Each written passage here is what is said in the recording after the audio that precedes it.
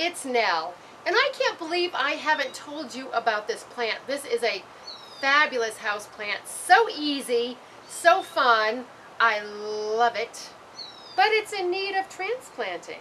So I'm going to transplant it, and I'm also going to tell you how to care for it. It's really easy to care for, so stick around to find out what you need to know, and let's head on over to my work table. All right, the ZZ plant. I always want to break into the ZZ Top song, cheap sunglasses, when I talk about this plant. But it's leathery, shiny leaves. I just love them. And it gets about 3 feet tall or so. It can get a little taller than that. And it gets a little wider than that. And mine is badly in need of repotting. And I thought before I bring it into my new home, I would repot it. So it's now in a 5-gallon, and it's going into, this is like it gets like a 13-inch squat pot. So it's going to give it a little bit of room to grow this way. Now this plant is relatively new on the market. It was introduced to the market in probably the late 1990s or just about 2000, so it hasn't been around for, I mean, you know, the plant has been around, but it hasn't been around as a house plant for a while, but it is tough as can be. It can tolerate low light just fine, so if you're in a low light situation, this is for you. Now mine has been growing outside here in Tucson in the shade. It's been doing extremely well. Even in the dry air, it doesn't have any brown tips at all. But inside, when I bring it inside, it's going to be in like a bright situation, but with no direct sunlight. You don't want to give this plant any direct sunlight at all. So if you have a really bright window and you want it near it, if you have blinds or curtains, if you can draw them so the light coming through is filtered light. So I had it down on the ground on its side, and I was stepping on the pot to try and get it out of the pot, but it is in there just so tight that I'm gonna cut the pot. And this is just a grow pot, which I will recycle. I was gonna use it for something else, but it's just too hot to be struggling with this by myself. But that's sometimes what you have to do when you repot. Okay, I have it cut out of the pot, and the roots are very thick, as you can see. This plant will be very happy to be transplanted. It has some new growth coming up here. And now we're going to get on to watering. This plant does not like to be watered too much. If you want to kill it, water it every week or two. You can probably get by with every month or two watering it. You want to water it thoroughly, let it drain out, let it completely dry before watering again, because in nature where it grows, it adapts to long dry periods, so you don't want to overwater this one. It's kind of like a snake plant. I love snake plants too, because you don't have to water them too much. They're just great and easy to take care of. And this has thick rhizomatic roots, these thick rhizomes as roots, and it also has these really thick stems. So a lot of water is stored in here. So back off on the watering, easy. And you never want to let the water sit in this saucer, and you know, the roots get in there, then it gets really wet, it's going to rot out. Now in terms of fertilizing, it doesn't need it that much at all. If you want to give it a dose of an organic houseplant fertilizer every spring, that's fine. I top dress mine with worm compostings every spring, because you can use that on indoor plants too, and it's just fine.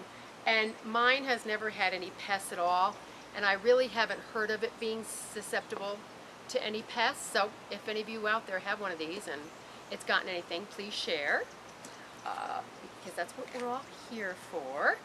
And it is going into this pot, as I said. And the most important thing is the soil has to drain really well. So I'm using a mixture of potting soil and cactus and succulent mix. And that's going to be a nice blend for this plant to go into. Okay, so I've massaged the roots just a little bit to loosen them up. You just gotta say, hello roots. It just gives them a little boost because they've been crowded. Oh, there are those tubers there. Oh, those big old things that store the water. Whew. And this plant is really heavy, even though it's not that big, because so much water is stored in here. Ugh. Okay, baby, time to get in the pool. All right. I think that's about right. I might put in a tad bit more on the bottom just because the weight is going to pull it down. Okay, I have a little bit more in here, plus I put a sprinkling of a nice organic compost in there too. And this does flower. It's in the same family as a few other very common houseplants like Dieffenbachia, Spathiphyllum, Aglaonema, and it has that space type of a flower. It's a very insignificant flower that's like a greenish white that doesn't very frequently appear. At the very bottom, it's not up here. It's not like, wow, the flower. But caladiums are also in this same family too, that those really brightly patterned leaves. I love caladiums actually. So, I think this is gonna do it. Man. Mussels. I need my mussels for this plant, that's for sure. Anybody would think that I was planting like a 24-inch box Japanese maple, but no, it's just a 10-inch house plant. So I'm going to go in and finish filling around with the soil mix, and then I'm going to tell you 1 or 2 or 3 more things, so stick around. All right, all done, all planted.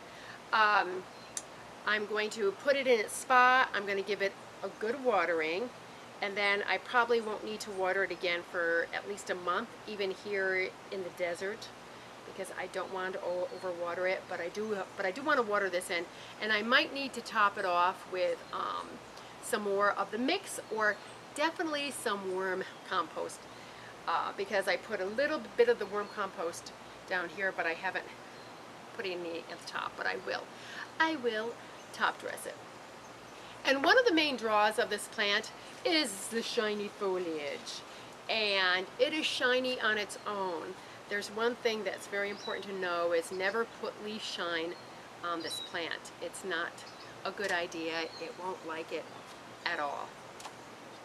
And if you want to propagate this plant, it's really easy to do. You propagate it by leaf cuttings. So let me do a quick recap for you. Neglect this plant and it's happy. Don't put it in direct sunlight at all. Low light, fine. Bright light grows more. Do not overwater and do not let it sit in water. Now conversely, it can't go every 8 months without water, but just don't overwater it. If it's in a smaller pot, you might have to water it more. When I bring mine inside, because it's going to be colder here in the winter obviously, I will probably water it once every month or 2 inside, maybe even 2. And no leaf shine, and it tolerates dry air beautifully because there is nary a brown tip on this plant, on my plant that I brought. It made the voyage with me. And this is just so you can see how the ZZ plant looks indoors. So, I hope you have found this video on the ZZ plant to be helpful, because I think you should get one of your very own. I just love their feel too. They're really leathery feeling and tough, but smooth at the same time. So, please come back for more, because I have a lot more videos for you. Gardening, a little bit of creating, but mainly gardening. And speaking of gardening and gardens, let's get out in the garden and make the world a more beautiful place. As always, I thank you for your subscribes, your likes, your comments. I appreciate them, and I will see you in the next video. Bye.